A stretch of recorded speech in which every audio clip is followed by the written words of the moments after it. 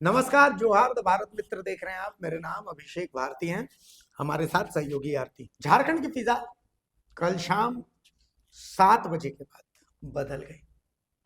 7 बजे से पहले झारखंड में कयासों का बाजार गर्म था और 7 बजे के बाद क्रांति उफान मारने लगी। कैसे? सबसे पहले हम आपको कुणाल सारंगी जेएमएम के नेता हैं और हेमंत सोरेन के मित्र भी हैं। कुणाल सारंगी एक कविता लिखते हैं कि हाथी घोड़ा तीर तलवारें फौज तो तेरी सारी है, जंजीरों में जकड़ा राजा आज भी सब पे भारी है। मतलब यही कि हेमंत सोरेन कुणाल सारंगी नमक है इसको लेकर के, और बाकायदा झारखंड झुकेगा नहीं। तो ये कुणाल सारंगी का पोस्ट था। इसके बाद अगला पोस्ट दीपक बिरुआ, लगभग समय वही है, आसपास के समय में दीपक बिरुआ भी लिखते हैं झारखंड झुकेगा नहीं। और इसके बाद जेएमएम के ऑफिशियल हैंडल से भी ये पोस्ट आता है, लगभग समय वही था। हाँ, सब झारखंड झुकेगा नहीं। अब ये झारखंड झुकेगा नहीं आपने तमाम देख लिया, सुन लिया, समझ लिया। इसके बाद इरफान अंसारी का एक पोस्ट हम आपको दिखाते हैं, जो पोस्ट उन्होंने किया फिर उन्होंने डिलीट कर दिया कुछ देर के बाद। इस पोस्ट को भी आप देख लीजिए। इस पोस्ट में भी वो ऐसा ही कुछ लिख रहे हैं कि भाई झारखंड झुकेगा नहीं। ठीक है, अब जो राजेश कच्छप है, खिजरी विधायक है, उनका बयान भी आपको सुनना चाहिए। सुन लीजिए, पहले सब कुछ सुन लीजिए, उसके बाद आगे चर्चा करेंगे। राजेश कच्छप के बयान की तलखी देखिए। एक्सपेरिमेंट बीजेपी ने किया हेमंत सोरेन को जेल भेज करके। अवकाश पता चल गया झारखंड में उनको। दोबारा गलती करेगा, अभी चूंकि राज्यसभा का चुनाव है, दोबारा गलती करेगा नेस्तनाबूद हो जाएगा, मैं बता दे रहा हूं। और मैं तो स्पष्ट रूप से माननीय मुख्यमंत्री जी से भी आग्रह करना चाहूंगा, आप शेर हैं, गुर्राइए केवल मत, जरूरत पड़ेगा तो झपटा भी मारिए। झारखंड से इन लोगों का रोजी रोजगार चलता है, आप पे ये लोग डिपेंड है, झारखंडियों पे ये लोग डिपेंड है, भाजपा के लोग। आप इन लोगों पे डिपेंड नहीं है। नहीं देता है पैसा, मत लेने दीजिए। आप कोयला रोक देंगे, हमारा जनरेट करेंगे हम अपना पैसा, और हम कर्जा देंगे केंद्र को पैसा, दूसरे राज्य को। झारखंड के पास वो ताकत है। लेकिन ये लोग जिस प्रकार से शाहमात का खेल जो खेलना शुरू किया है, चूहा बिल्ली का खेल खेलना शुरू किया, राजनीति है। यहाँ पे भावना होती है, यहाँ राज्य का कल्याण होता है, राज्य का एक भावना होता है। और उस भावना के साथ अगर आप छेड़छाड़ लगातार करिएगा, अगर बारंबार करिएगा, विधानसभा के चुनाव में आपने देखा, लोकसभा के चुनाव में भी आपने देखा, इस बार हम बता दे रहे हैं, आपका 2-3 मुद्दे पे आपका सुपड़ा साफ हो जाएगा बीजेपी का। और ये गलती मुझे नहीं लगता है कि बीजेपी को करनी चाहिए। और काफी उतार चढ़ाव को देखे हैं हेमंत सोरेन जी। कोई भी आदमी अपना तैयार किया हुआ खेत दूसरे को नहीं देता है। आपके वोटर जो हैं, आपके वोटर की जो मानसिकता है, वो बीजेपी की ओर जाने की स्थिति में कहीं नहीं है। क्योंकि ये देश स्तर पे सिर्फ हिंदू मुसलमान, इंडिया पाकिस्तान, आपको उसके अलावा इन लोगों के पास में और अगड़ा पिछड़ा के अलावा इनके पास में और कोई मुद्दा नहीं है। तो झारखंड की जनता इस चीज को एक्सेप्ट नहीं करेगी। बिहार का वातावरण एक अलग था, झारखंड का एक अलग वातावरण है। और एक चीज है, अब तो खास करके आदिवासी और बीजेपी के साथ इसीलिए नहीं जाना चाहेंगे कि जिस प्रकार से हसदेवा जंगल में इन लोगों ने आदिवासी का वोट पाकर जिस प्रकार से हसदेवा जंगल को साफ किया, आदिवासी क्या कहता है, जल जंगल जमीन में हमको रहने दो, वहां से जिस प्रकार से उजाड़ने का काम किया। तो मैं स्पष्ट, मुझे जो समझ है, राजनीति समझ है, हेमंत सोरेन जी इतने कच्चे खिलाड़ी है जिसे आप लोग मीडिया में आकलन कर रहे हैं। सीएम है, 3-3 बार के सीएम है, स्ट्रगल से आए हैं, गुरुजी के बेटे हैं। नहीं लगता है, ये सिर्फ मुझे लगता है ये मीडिया में जो चल रहा है, तो हम लोगों को भी सुनने में आता है। माननीय मुख्यमंत्री जी का बहुत सारा काम है, राज्यसभा का चुनाव है, हो सकता है कि आपको बिहार चुनाव को लेकर के सोनिया जी से बात कर रहे होंगे, राहुल जी से बात कर रहे होंगे, क्योंकि वे दोनों भी दिल्ली में हैं। तो कई एक तरह की बातें हैं। लेकिन चूंकि ठीक है, राज्य देखिए, बीजेपी चाहती है कि किसी प्रकार से एक मतभेद पैदा कराया जाए, वो मतभेद पे वो रास्ता ढूंढना चाहती है। तो हम सभी एकजुट है, हम सभी अपने नेता पे हम विश्वास करते हैं, हेमंत सोरेन जी पे। सरकार, ना ही सरकार पे कोई आंच आने जा रहा है, ना ही कोई मुख्यमंत्री का चेहरा बदल रहा है। बार बार क्यों जा रहे हैं तो वो बताएंगे ना, और उसके बारे में मैं नहीं बता सकता हूँ। सर बाकी बातें मैं इतना जरूर कह सकता हूँ कि जब कोई लीजर पीरियड होता है तो इस प्रकार के गप्पे चलते रहता है। ये गप है सर। और जैसा क्या? कि ये सब कब? ये सब तब जब पिछले 3 दिन से मुख्यमंत्री हेमंत सोरेन और कल्पना सोरेन दिल्ली में है।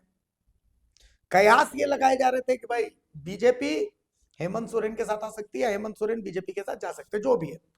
ये कयास लगाए जा रहे थे कि कांग्रेस को बाहर किया जाएगा, आरजेडी को बाहर किया जाएगा, ये किया जाएगा, वो किया जाएगा, फलाना किया जाएगा, ठिकाना किया जाएगा। अब क्या है कि हमारी मीडिया 2 खाने में बटी हुई है। पहला मीडिया जिनका आईपीआरडी है, तो वो मीडिया बोल रहा है कि देखिए आप वहां पर ध्यान मत दीजिए, हेमंत सोरेन झुकेगा नहीं। दूसरा मीडिया जिनका आईपीआरडी नहीं है, वो मीडिया सवाल पूछ रहा है कि भाई वो तो ठीक है कि हेमंत सोरेन झुकेगा नहीं, लेकिन हेमंत सोरेन दिल्ली गए क्यों थे? मतलब ऐसा कौन सा निजी कारण था जिसके लिए वो दिल्ली गए थे? अभी जब हम ये रिकॉर्ड कर रहे हैं उस समय तक तो नहीं, लेकिन हाँ थोड़ी देर में हेमंत सोरेन रांची पहुंचे तो बहुत चीजें क्लियर हो जाएंगी। लेकिन एक चीज क्लियर हो गया कि तैयारी पहले से थी कि भाई साहब हेमंत झुकेगा नहीं, झारखंड झुकेगा नहीं। ये 7 बजे के आसपास में एक साथ सब जगह एकदम धनाधन धनाधन धनाधन पोस्ट होने लगा। आरती भाई हम मानते हैं कि बीजेपी के साथ कोई गठबंधन नहीं, हेमंत सोरेन निजी कारणों से गए, सब कुछ हम मान लिए, लेकिन अचानक ऐसा क्या हुआ कि 7 बजे के बाद झुकेगा नहीं वाला नैरेटिव जो है वो शुरू। मुझे लगता है कि अगर अचानक से सारे जो उनके समर्थक हैं, जो अपने लोग हैं, अगर उनके सोशल हैंडल पर ये आ रहा है कि झारखंड झुकेगा नहीं, तो सबसे पहला सवाल ये आता है कि भाई झुकने बोला किसने? किसी ने बोला होगा। मान लीजिए मैं अभिषेक भारती से पूछूंगी ही नहीं कि अभिषेक भारती ने अगर अपने सोशल हैंडल पर पोस्ट कर दिया कि अभिषेक भारती झुकेगा नहीं, तो मैं तो पूछूंगी कि भाई अभिषेक भारती आपको कौन झुका बोला रहा है? किसने कि आप झुक जाइए? आपको झुका कौन रहा है, पहले ये तो बताइए। पहले तो चीजें प्रीफिक्स लगती हैं, उसके बाद शब्दों का अर्थ समझ में आता है ना भाई। उपसर्ग और प्रत्यय तो आप पढ़े होंगे, हम प्रत्यय पढ़ रहे हैं, लेकिन उपसर्ग क्या है ये किसी को पता ही नहीं है। भाई आप ये तो बता दीजिए मुझे कि आपको झुकने बोला किसने, और आप किसके सामने गए थे जिसने आपको झुकने बोल दिया, और उसके बाद आप ये कह रहे हैं कि झारखंड झुकेगा नहीं।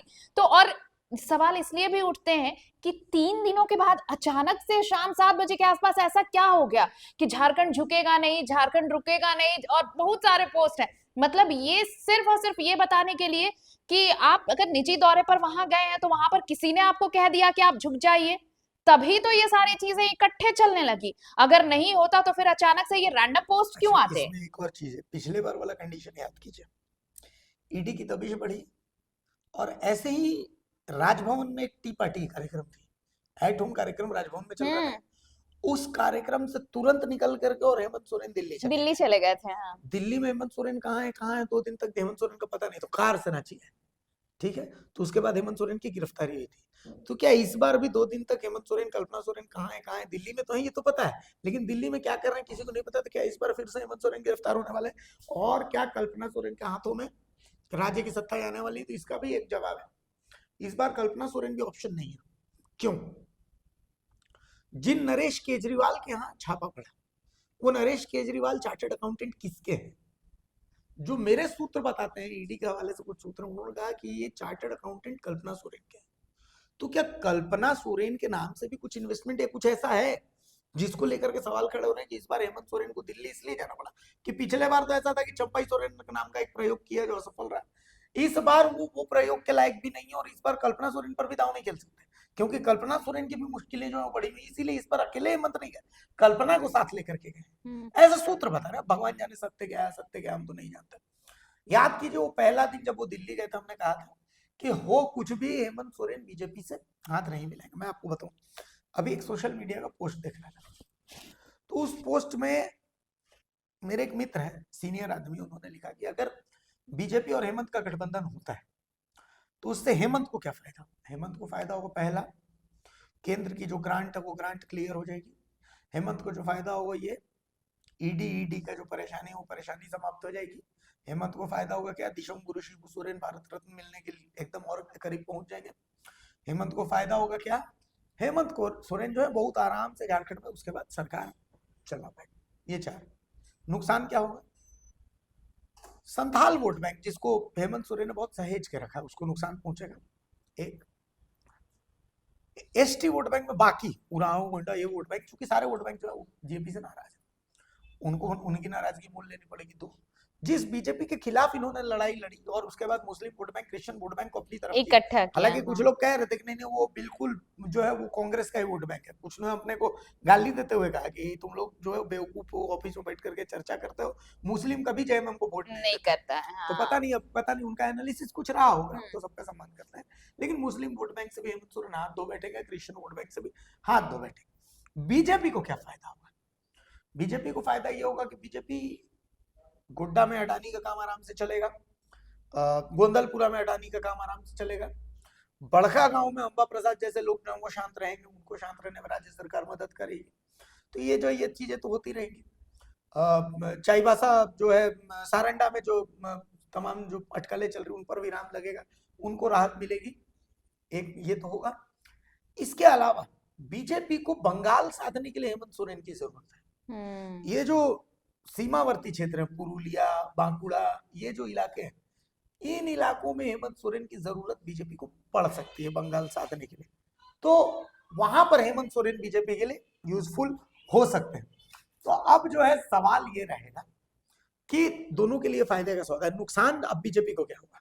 बीजेपी को नुकसान ये होगा कि भाई आदिवासी सेंटिमेंट्स जो है वो फिर से वो हर्ट करेगी अगर हेमंत सोरेन साथ नहीं मिला था। और इसके अलावा हेमंत सोरेन जो है वो बीजेपी के लिए कोई बहुत विशेष फायदा, चूंकि यहाँ पर बीजेपी को ये पता है कि भाई सत्ता में उनके नहीं आ सकते, बाबूलाल मरांडी, चंपाई सोरेन जैसे नेता कोई बहुत बड़ा ब्लास्ट नहीं कर पाएगा। ये तमाम चीजें जो है ये बीजेपी को पता है, तो ऐसे में यही इन सब के बीच में एक तीसरा ऑप्शन है।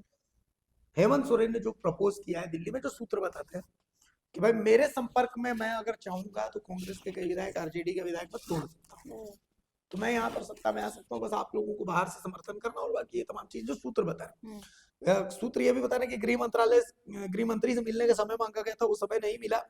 धर्मेंद्र प्रधान से सूत्र बताते हैं कि मुलाकात हुई है शायद।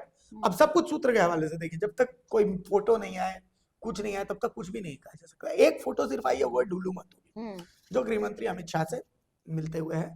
वो धनबाद में कोयला को लेकर के, देखिए एलवी सिंह के ऊपर जो छापेमारी है, उस छापेमारी के नेपथ्य में कहीं ना कहीं डुल्लू महतो है, क्योंकि डुल्लू महतो की पत्नी जो है वो धनबाद से नगर निगम का चुनाव लड़ना चाहती है। और एलवी सिंह भी पहले सांसद ही, उसके बाद विधायक ही, अब जब कुछ नहीं हुआ तो वो भी नगर निगम का चुनाव लड़ना चाहता है। और एलवी सिंह पैसे के मामले में डुल्लू महतो को टक्कर दे सकते थे, तो अब ईडी का छापा मरवा करके उनको तो शांत कर दिया गया है। तो ये एक आई वश है, उससे ज्यादा और कुछ नहीं है। ईडी का छापा उधर का, धनबाद का, एलवी सिंह पर, बाकी तो जो छापे वापे वो है। नरेश केजरीवाल पर जो ईडी का छापा पड़ा, यहाँ से हेमंत सोरेन जो है वो बैकफुट पर आ गए थे। तो अचानक से अब जब दिल्ली में कोई बात नहीं बनी, तो अचानक से नैरेटिव यहाँ पर कि भाई अब आप लोगों को वही पिछले बार वाला नैरेटिव सेट करना है कि भाई झारखंड झुकेगा नहीं, और एक साथ तमाम सोशल हैंडल से पोस्ट आने लगी। तो कुल मिलाकर के इसकी इनसाइड स्टोरी जो है वो यही है। अभी नहीं, तुरंत में तो देखिए कुछ नहीं होना है। लेकिन इस बीच आप ये भी देखिए ना, ये जो दिल्ली दौरा था, ये जो साथ में जो दल है, खासकर कांग्रेस की बात हो रही है, कांग्रेस के लिए भी सांसें थमा देने वाली थी कि आखिर चल क्या रहा है, क्योंकि 2 दिनों तक तो कुछ पता ही नहीं चला कि ये निजी दौरा है, तो भाई किससे मुलाकात हो रही है, अभी नहीं तक हो नहीं रही। पता है। हाँ, वही मैं कह रही हूँ। नहीं, कल शाम से जब सोशल हैंडल पर ये आने लगा तो कुछ चीजें थोड़ी बहुत ये क्लियर हुई कि भाई बात तो किसी से हुई होगी, तभी ये चीज, ये नैरेटिव सेट करने की कोशिश की जा रही है कि झारखंड झुकेगा नहीं। लेकिन आप राजेश कच्छप का बयान अगर सुनेंगे तो जो तलखी उनके शब्दों में है, आप उसी से समझिए कि वो ये बताना चाह रहे हैं कि आप गए किनके पास थे, आप उनके पास जा रहे हैं जो आपके कभी हो नहीं सकते। और बीजेपी के साथ जाना मतलब सुसाइड करना, सिंपल सी बात है, ये सबको पता है। तो अगर आप वहां गए हैं और आपका काम नहीं बना, और उसके बाद झारखंड मुक्ति मोर्चा समेत जितने भी उनका सोशल हैंडल जो ऑफिशियल है, सब पे ये आना कि झारखंड झुकेगा नहीं, झुकेगा नहीं, ये तलखी नजर आई है कांग्रेस में भी। चीज है, देखिए ये पिक्चर भी यहाँ खत्म नहीं होती, ये पिक्चर का इंटरवल है अभी। ईडी ऐसा तो है नहीं कि तुरंत आएगी तो समन भेजेगी, आप कारण बताइए, तमाम तरह की चीजें होंगी। मैंने आपको याद कीजिए कि हम जब पहला एपिसोड कर रहे थे मैंने उसी समय कहा था कि हेमंत सोरेन पर एक प्रेशर बनाने की कोशिश है। Anurag Gupta case, JSSC CGL case, तमाम तरह के जो बाबूलाल मरांडी की प्रेस कॉन्फ्रेंस है, धनबाद में कोयला माफियाओं का नाम लेकर के और उसके बाद फिर प्रेस कॉन्फ्रेंस करना, वो तमाम जो है वो कोयला माफिया ऐसे हैं, मुख्यमंत्री उसमें कि हाउस से फोन जाता है, हाउस से किसको फोन जाता है, तमाम चीजें, पुरुषोत्तम सिंह डीएसपी का नाम लेना, प्रभात कुमार एसएसपी का नाम लेना, ये तमाम चीजें जो है ये हेमंत सोरेन पर एक मेंटल प्रेशर और वो बनाने में जैसे ही वो दिल्ली जाने के लिए तैयार हुए तो समझ लीजिए को मेंटल प्रेशर काम कर गया। लेकिन एक चीज आप ये मान करके चलिए कि तुरंत, मैंने पहले भी कहा था कि तुरंत एनाकोंडा में बार बार कह रहा हूँ, एनाकोंडा पहले पकड़ बनाता है फिर निकलता है, यहाँ एनाकोंडा का ही खेल चल रहा है।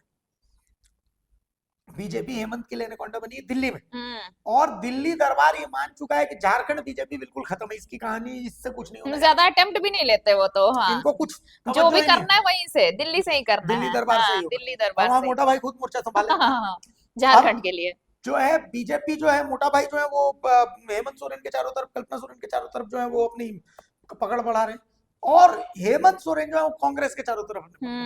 कांग्रेस को ये समझ ही नहीं आ रहा कि हो क्या रहा है, चल क्या रहा सबसे बड़ी बात यही है। है। कांग्रेस ने राहत की सांस कब ली है? राहत की सांस जब हेमंत झुकेगा नहीं, झारखंड हाँ, झुकेगा, जब तो पोस्ट जब हुआ जब ना, ये पोस्ट आया उसके वही बाद मैं ये कह लोग रही हूँ, रिलैक्स हुए हाँ, कि चलो अभी कुछ दिन तो हम कुछ लोग नहीं, हैं, हाँ कुछ नहीं हुआ, कुछ चलो दिन तो, क्योंकि कम यहाँ से कम पर दिल्ली में तो कुछ नहीं हुआ। आप ये समझिए एक बॉल अगर अमित शाह डाले तो भी कांग्रेस का विकेट गिरा, हेमंत सोरेन बॉल डाले तो भी, कांग्रेस का हाँ विकेट तो गिरा। भी कांग्रेस तो का विकेट कांग्रेस गया। अभी करे क्या इसको समझ में नहीं आ रही। कांग्रेस ने यहाँ पर अपनी पूरा दांव खेला, चाहे पेशा कानून हो, चाहे कृष्ण सरना कुछ वाला भी, हो, तमाम जो हाँ मुद्दों पर है कांग्रेस अपना पूरा दांव खेला है, लेकिन कांग्रेस के दांव हेमंत सोरेन फेल कर रहे। तो ऐसी स्थिति में एक बात अभी मान करके चलिए कि ये जो खेल है, ऑपरेशन लोटस इस बार था ही नहीं, इस बार ऑपरेशन हेमंत और कल्पना है और हेमंत और कल्पना का ऑपरेशन जो है वो दूसरा ऑपरेशन, उसमें उनकी कोशिश है कि 5 से 6 कांग्रेस के विधायक वो इनकी तरफ आए और वो देखिए आने वाले समय में ये होगा और ये बाहर से सपोर्ट करें इन्हें। अब इस बार देखना है कि इस बार साड़ी खरीदने कौन कहाँ जाता है।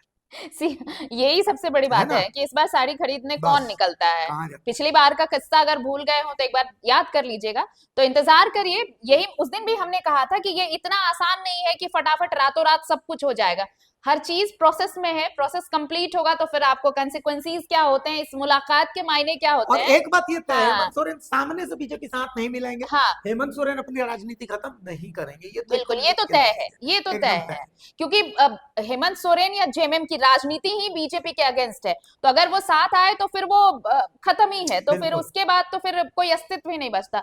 तो ये प्रक्रिया अभी प्रक्रिया है, सही कहा कि इंटरवल है, इंटरवल के बाद वाला जो क्लाइमेक्स अभी आना बाकी है, इंतजार करिए क्लाइमेक्स का। क्लाइमेक्स बहुत शानदार रहने वाला है, बहुत रोमांचक रहने वाला है। तो एक बात इसमें एक बात और क्लियर है कि बीजेपी ने यहाँ 2029 के चुनाव से पहले हथियार डाल दिए हैं कि भाई हमको तो अब इसी तरीके से आना है, झारखंड वालों से कुछ नहीं होता, झारखंड वालों से कुछ नहीं, झारखंड वालों से कुछ नहीं होता। तो फिर कुर्सी की पेटी बांध लीजिए और मौसम इंतजार बदलने करिए, मौसम बदलने वाला है। नमस्कार, जोहार। जोहार।